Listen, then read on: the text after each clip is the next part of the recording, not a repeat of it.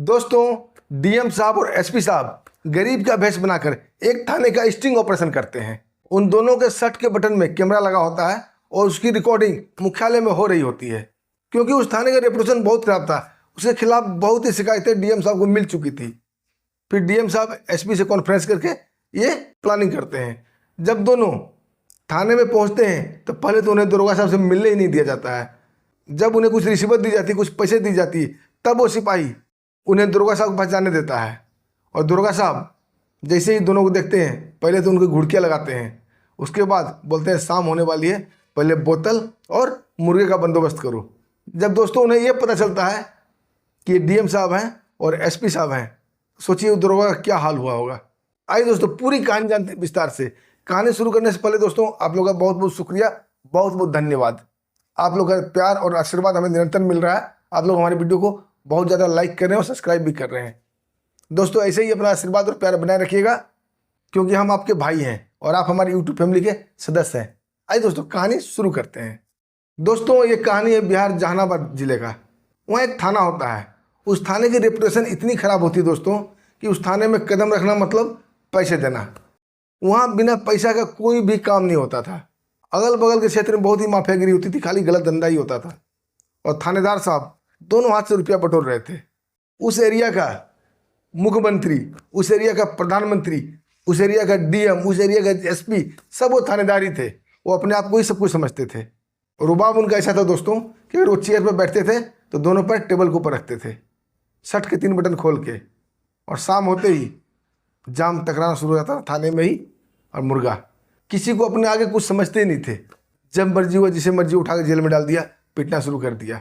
जब दोस्तों ये रिपोर्ट पहुंचती है डीएम साहब तक, क्योंकि नए नए डीएम साहब आए थे, उस सारे कस्बा, सारे मोहल्ले, सारे थाने का रिपोर्ट जानना चाह रहे थे कि कहाँ क्या हो रहा है।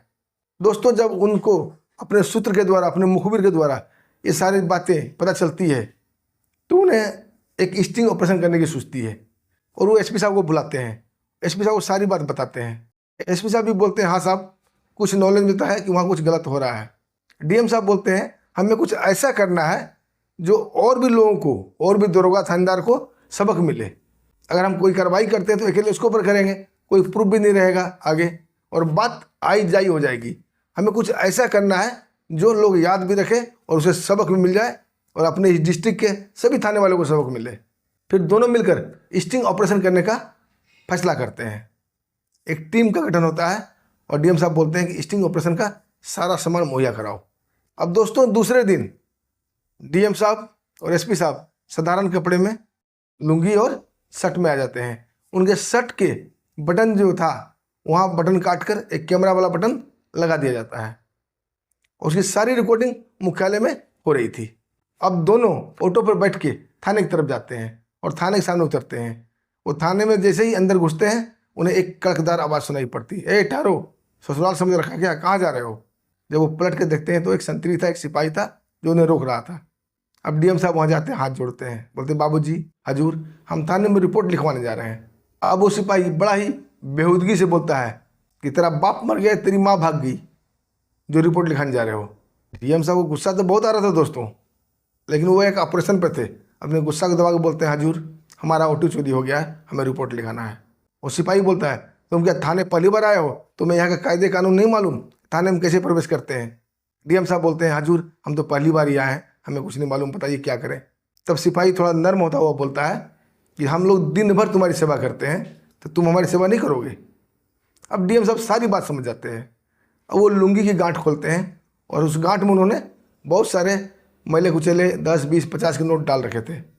एक 20 का नोट बढ़ाते हैं सिपाही की तरफ। सिपाही भड़क जाता है, बोलता है कि हम भिखारी नजर आए तुम्हें। फिर डीएम साहब उसकी तरफ 50 का नोट बढ़ाते हैं। अब सिपाही उसे ले लेता है और बोलता है जाओ अंदर, दुर्गा साहब बैठे हुए, रिपोर्ट लिखा दो। अब एसपी साहब और डीएम साहब दोनों अंदर जाते हैं ऑफिस में। वहाँ दुर्गा साहब बैठे होते हैं। दुर्गा साहब बड़े ही स्टाइल में बैठे हुए थे दोस्तों।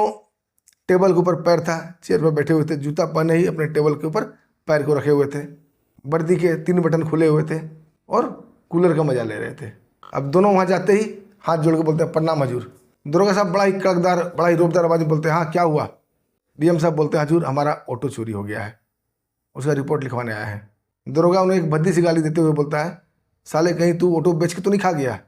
और हम लोग को ढूंढवाएगा उससे। डीएम साहब बोलते नहीं हजूर, वो तो हमारा रोजी रोटी था, हम क्यों बेचते।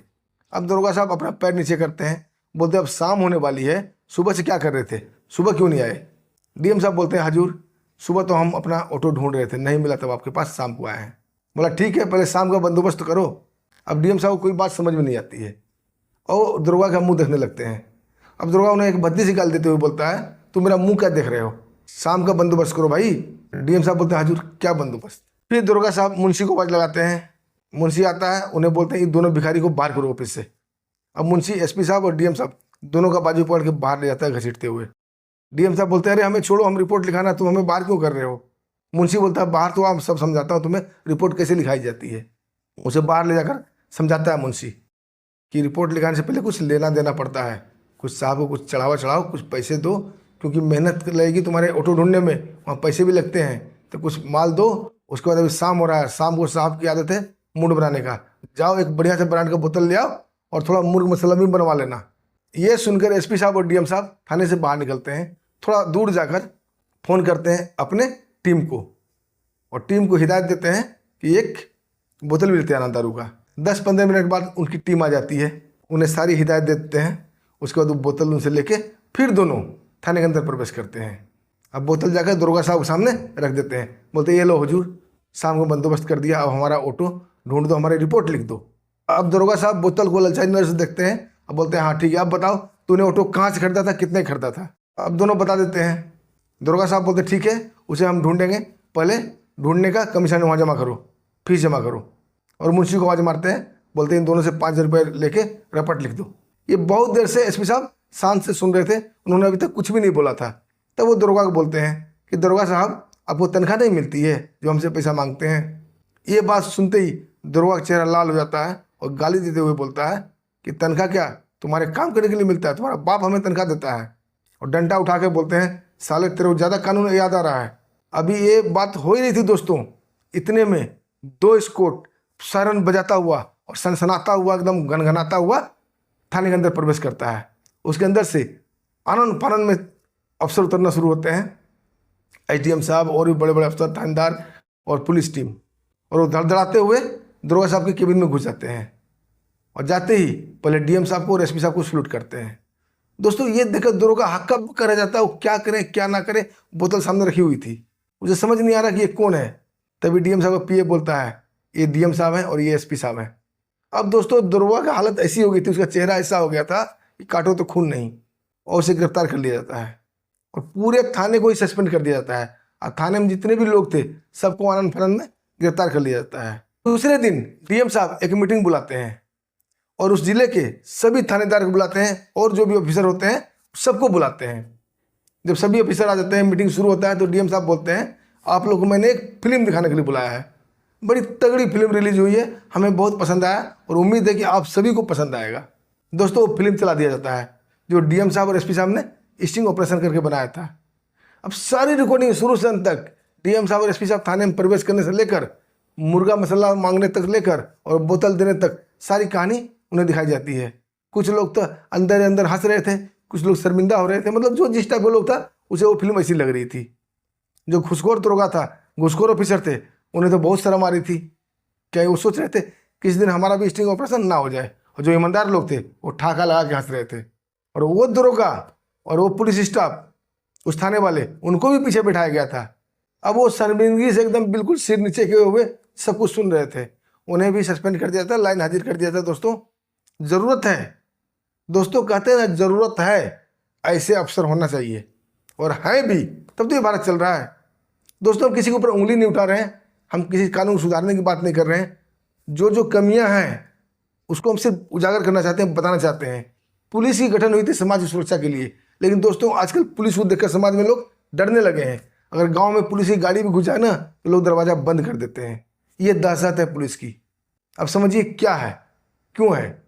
दोस्तों अच्छे ऑफिसर भी हैं जो कहते हैं दिन हो या रात, धूप हो या बरसात, आपकी पुलिस आपके साथ। ऐसे पुलिस ऑफिसर भी हैं जो अपनी ड्यूटी को फर्ज समझते हैं, वर्दी को अपना भगवान समझते हैं, लेकिन घुसखोर भी हैं। दोस्तों आपको ये कहानी पसंद आई तो वीडियो को लाइक कर दीजिएगा, चैनल को सब्सक्राइब कर लीजिएगा। फिर मिलते हैं दोस्तों एक बढ़िया कहानी के साथ, तब तक के लिए नमस्कार, जय हिंद।